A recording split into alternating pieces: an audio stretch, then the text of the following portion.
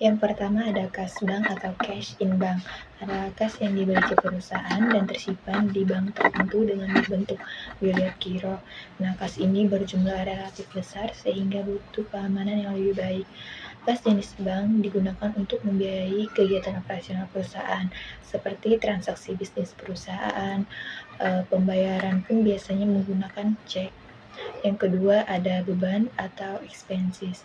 Nah, beban atau expenses adalah arus keluar atau pengurangan aktiva dari kewajiban baik barang maupun jasa yang kemudian ditandingkan dengan pendapatan untuk menentukan laba, sebab beban mengakibatkan penurunan ekuitas. Yang ketiga, dalam proses pencatatan akuntansi usaha milik sendiri, kadang-kadang ada pemakaian dana untuk keperluan pribadi yang dikenal dengan nama PRIV. Nah, PRIV adalah suatu pengambilan modal dari pemilik usaha atau juga investor untuk kepentingan pribadi. Kemudian yang keempat ada aset lancar. Nah, aset lancar adalah aset kekayaan suatu perusahaan dan dapat dicairkan dalam bentuk uang tunai di waktu yang cepat atau maksimal 1 tahun. Kemudian ada aset tetap. Nah, aset tetap adalah properti yang merupakan harta perusahaan untuk dijadikan sumber ekonomi dalam kegiatan operasional.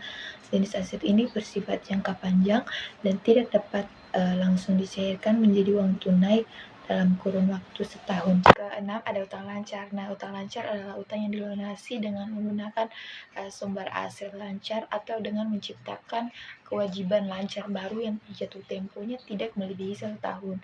Kemudian yang ketujuh ada utang jangka panjang.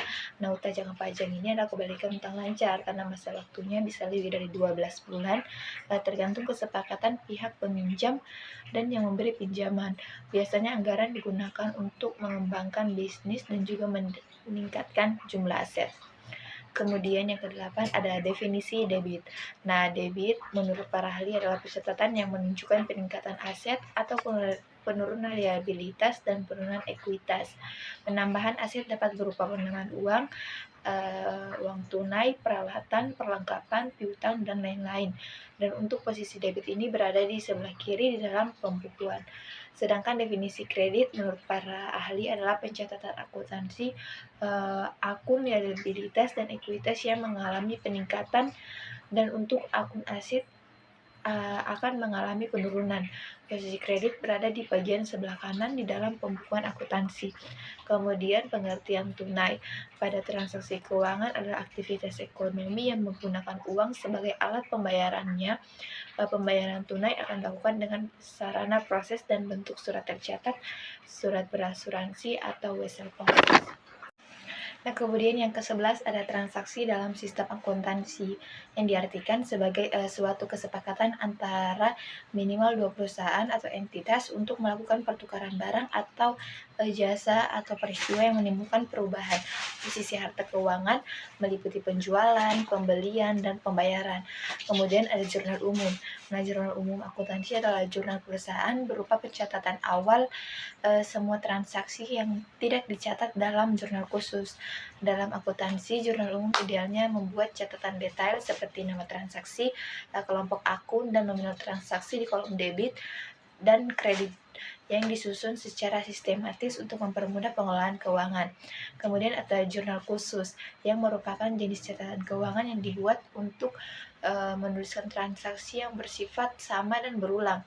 Perusahaan mencatat transaksi dengan jenis sama serta menemukan data transaksi yang mereka butuhkan dengan cepat. Di jurnal khusus, kamu hanya akan menemukan satu jenis transaksi, misalnya pembelian saja. Kemudian ada buku besar akuntansi yang dapat diartikan sebagai tahapan catatan terakhir dalam akuntansi atau book of final entry yang mampu meringkas data yang sudah dikelompokkan atau diklasifikasikan yang berasal dari jurnal. Nah, buku besar akuntansi merupakan dasar untuk membuat neraca lajur dan laporan keuangan perusahaan. Kemudian ada neraca saldo yang merupakan suatu lembar kerja pembukuan yang di dalamnya adalah saldo-saldo seluruh buku besar disusun menjadi jumlah kolom rekening debit dan kredit yang sama besarnya. Suatu perusahaan menyusun neraca saldo secara berkala, biasanya pada setiap akhir periode pelaporan. Tujuan umum pembuatan neraca saldo adalah untuk memastikan bahwa entry dalam sistem pembukuan perusahaan benar secara sistematis.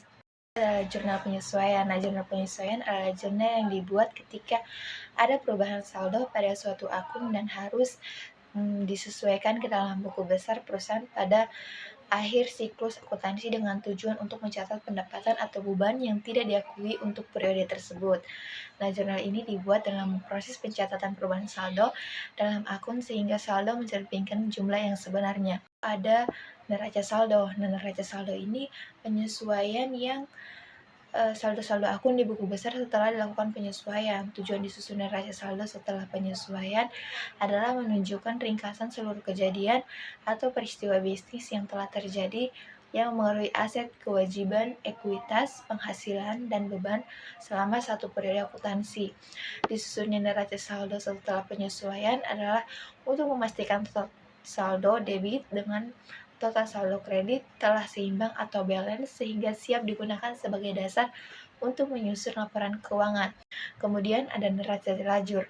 Nah, neraca lajur merupakan salah satu komponen dari pembukuan akuntansi yang memudahkan penyusunan laporan karena data yang dituangkan lengkap sehingga bisa terlihat sistematis. Disebut juga worksheet yang merupakan lembar memuat data akuntansi perusahaan selama satu periode. Nah, proses ini berperan penting bagi perusahaan karena memudahkan dalam rekap data sebelum penyesuaian dilakukan. Kemudian ada laporan laba rugi. Nah, laporan ini menunjukkan pendapatan atau hasil penjualan dan penerimaan lainnya, serta biaya seperti biaya produksi, gaji, beban operasional, dan lain-lain selama periode tertentu. Selisih antara pendapatan dan biaya menghasilkan laba bersih atau rugi bersih.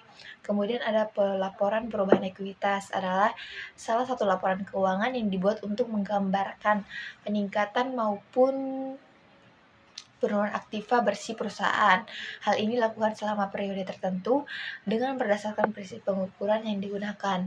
Laporan ini bermanfaat untuk mengidentifikasikan alasan perubahan klaim pemegang saham atas aktiva perusahaan. Yang kedua satu ada laporan posisi keuangan neraca, dapat diartikan sebagai ringkasan dari kondisi sebuah aset, kewajiban dan ekuitas suatu bisnis atau perusahaan.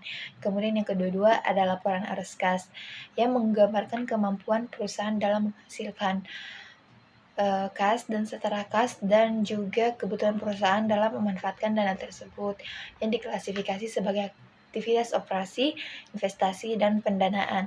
Yang kedua tiga ada jurnal penutup yang adalah jurnal yang dibuat setiap akhir periode akuntansi dengan tujuan menolkan perkiraan nominal yaitu dengan memindahkan saldo rekening penghasilan dan biaya ke rekening rugi laba. Selanjutnya memindahkan saldo rekening rugi laba ke rekening modal.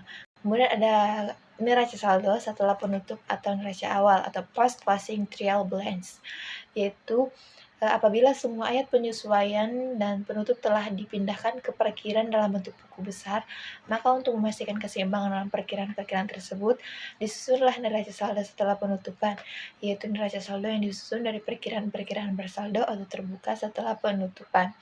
Kemudian yang ke-25 adalah metode FIFO. Nah, harga pokok dari barang pertama kali dibeli adalah yang akan diakui pertama kali sebagai harga pokok penjualan. Dalam hal ini, tidak berarti bahwa unit atau barang yang pertama kali dibeli adalah unit atau barang yang pertama kali akan dijual. Jadi penekanannya itu di sini bukan kepada unit atau fisik barangnya, melainkan lebih kepada harga pokoknya. Dengan menggunakan metode FIFO yang akan menjadi nilai perseden akhir adalah harga pokok dari unit atau barang yang terakhir kali dibeli. Yang ke-26 ada menggunakan metode biaya rata-rata atau French cost method, yaitu harga pokok penjualan per unit dihitung berdasarkan rata-rata harga pokok perolehan per unit dari barang yang tersedia untuk dijual. Kemudian yang ke-27 ada metode perpetual atau metode di mana setiap terjadi transaksi akan langsung dicatat dalam pembukuan usaha dan langsung diketahui perubahan apa saja yang terjadi dalam keuangan perusahaan. Keuntungan metode ini adalah perusahaan bisa langsung menentukan dan mengambil keputusan saat itu juga karena kita bisa mengetahui permasalahan yang terjadi pada suatu kegiatan usaha. Yang kemudian angka ke-28 ada metode periodik, yang dimana catatan persediaan pada metode ini tidak menunjukkan jumlah barang dagangan yang tersedia untuk dijual atau yang telah dijual sepanjang periode waktu tertentu. Maka di akhir periode akuntansi diperlukan perhitungan fisik atas persediaan yang masih tersisa dengan melakukan stok opname. Nah, penggunaan metode periodik mengakibatkan diperlukannya jurnal penyesuaian untuk menentukan nilai harga, pokok penjualan, dan persediaan barang dagang pada akhir periode akuntansi. Yang ke-29 ada PPN masukan atau VAT-in. Adalah pajak yang dikenakan pada saat pengusaha kena pajak atau PKP, membeli barang dan atau jasa kena pajak. Yang ke-30 yaitu PPN keluaran atau VAT out, adalah pajak yang dikenakan ketika PKP menjual barang dan atau jasa kena pajak.